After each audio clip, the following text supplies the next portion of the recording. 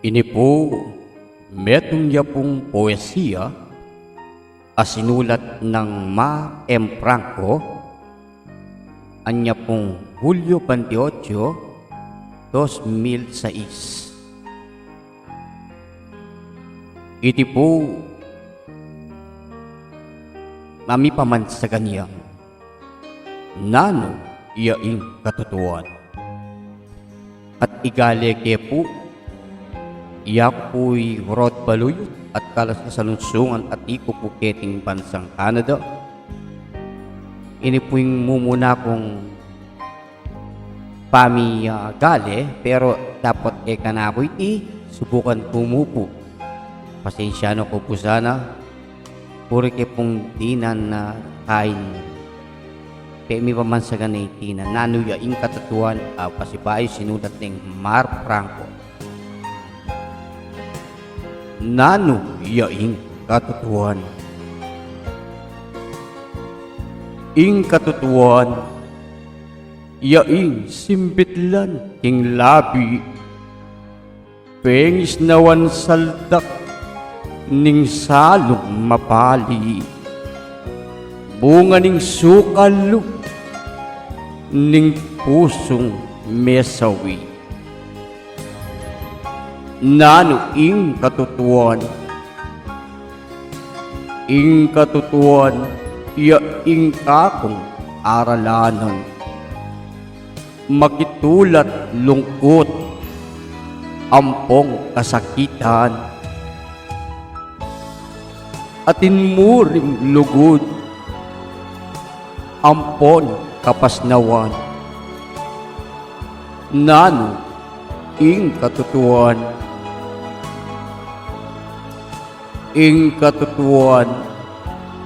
yaing atin aldo sa slag, sumangit ning lula o uran babalag, kay bat na ning bengi pasala king munag. Nano ing katutuan,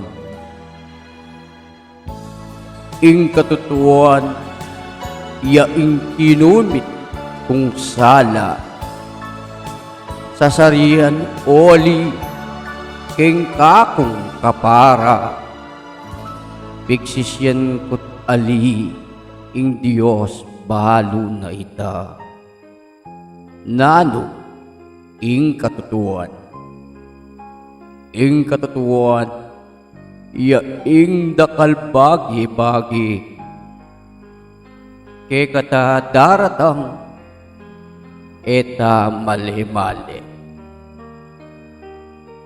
tanggapan tat ali keng ke katamong biye. Nano ing katutuan, yaing tin pamipante, tin pakakalulu at atin mabandi, tinditak akumi, tindakal adake. Nano ing katutuan, yaing dakal kule layi, atin kayo manggi matuling maputi, at ingbalang kule miyaliwalang sapni. Nano ing katutuan, yaing gigising ka na ako at babiyasi ka ng karing balang aldo,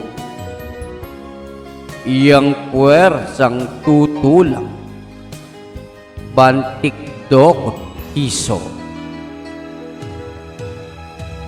Nano ing katutuan,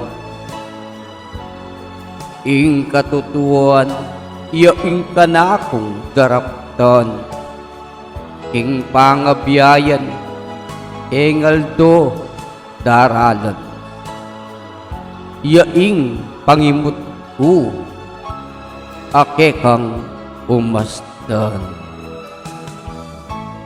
Iti po ing meto nga poesiya asinulat ning Mar Franco at ginalya kepo. Ako po'y Rod Baluyot at ikpuketing bansang Canada ang malugod mo rin king amanong siswan. Istat man alik po masyadong biyasa, pero gagawan ko po yung kakong agwa para apag sumikapan kong pasalesay amanong yakatang siswan. Dakal po salamat.